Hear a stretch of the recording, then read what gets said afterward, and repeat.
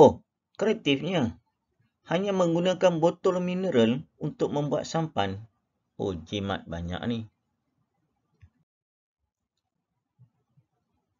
Assalamualaikum dan selamat sejahtera semua. Pada hari ini kita akan belajar Bahasa Melayu tahun 4, unit 5. Persekitaran bersih hidup ceria. Tajuknya Projektor Mini. Objektif yang ingin dicapai pada hari ini ada dua. Yang pertama, cikgu mengharapkan murid dapat membaca teks dengan sebutan dan intonasi yang sesuai dan murid dapat menjawab soalan pemahaman berdasarkan kemahiran membaca. Mari kita lihat buku teks muka surat 30. Hadif membaca cerpen tentang projektor mini yang diperbuat daripada kotak. Pada hujung minggu, Amir membersihkan biliknya. Amir menggunakan penutup hidung agar tidak bersin. Banyak barangan lama yang telah rosak perlu dibuang.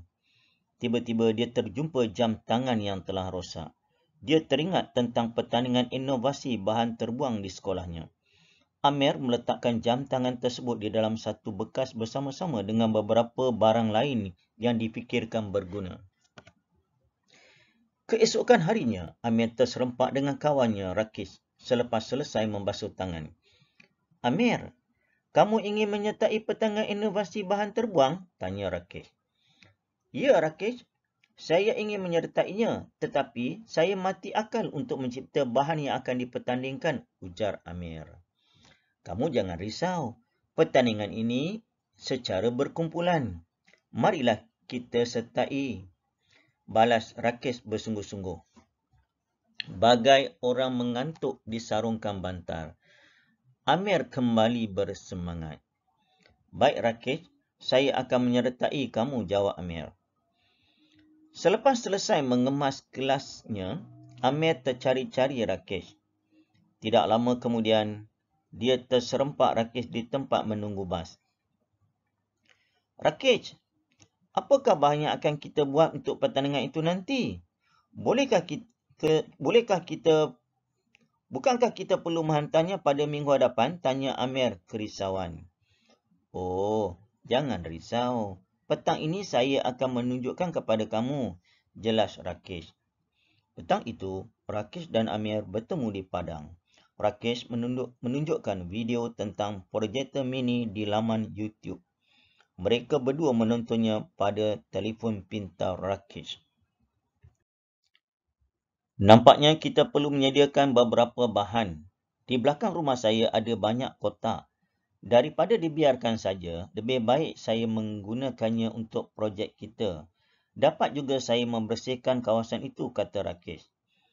Jangan risau, Rakesh. Saya akan membantu kamu membersihkan kawasan itu. Di rumah saya pun ada beberapa utas jam tangan lama yang telah rosak. Nanti saya pilih cermin jam yang sesuai, balas Amir teruja. Amir bertemu dengan Rakesh seperti yang dijanjikan. Dia membawa gunting, gam dan cermin bulat. Rakesh pula telah menyediakan pita pelekat. Mereka terus ke belakang rumah Rakesh untuk membersihkan kawasan itu. Mereka memilih beberapa kotak terbiar untuk menjalankan projek mereka. Bagus, Amir. Makcik bangga melihat kamu berdua bersungguh-sungguh membersihkan belakang rumah makcik. Sapa Makcik Nitya, ibu Rakesh. Amir membalas pujian Makcik Nitya dengan senyuman. Dia dan Rakesh terus membawa kotak-kotak itu ke dalam bilik. Rakesh memasang video tentang projektor mini itu semula. Mereka tekun menonton sambil mengikut langkah-langkah yang ditunjukkan. Akhirnya, siaplah projektor mini itu. Setelah semuanya selesai, Rakesh dan Amir mengemas bilik itu. Mereka menyapu dan membuang sisa-sisa kotak yang telah digunting. Semasa hari pertandingan, ramai orang memuji projektor mini itu. Walaupun tidak sebaik projektor biasa, namun sudah cukup untuk dipilih sebagai juara. Cikgu harap anak-anak murid telah pun bersedia untuk menjawab latihan bagi menguji pemahaman kamu berkaitan apa yang kita telah pelajari sebentar tadi.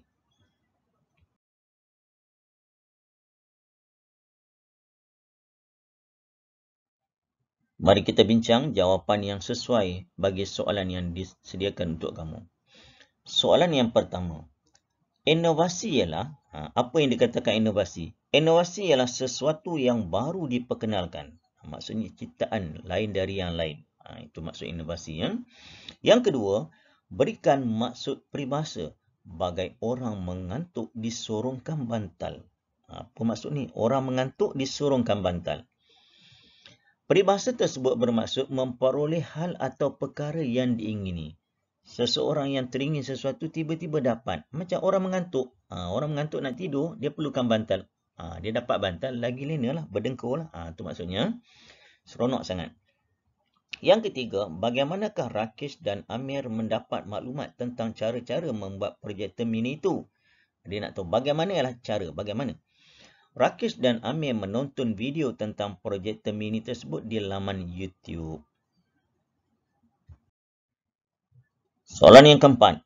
Pada pendapat kamu, apakah laman YouTube boleh membantu kita menambahkan ilmu pengetahuan? Jelaskan. Dia nak pendapat kamu. Pada pendapat saya, laman YouTube boleh membantu kita menambahkan pengetahuan. YouTube mengandungi pelbagai jenis video yang menarik dan unik untuk ditonton. Kita boleh mempelajari sesuatu yang kita tidak faham serta memperluaskan ilmu. Namun begitu, kita haruslah bijak membuat pilihan menonton video yang berfaedah.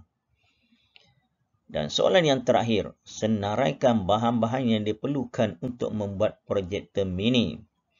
Nombor 1, 5 bahan yang diperlukan. Antaranya, kotak, pita pelekat, cermin bulat, gunting dan gam.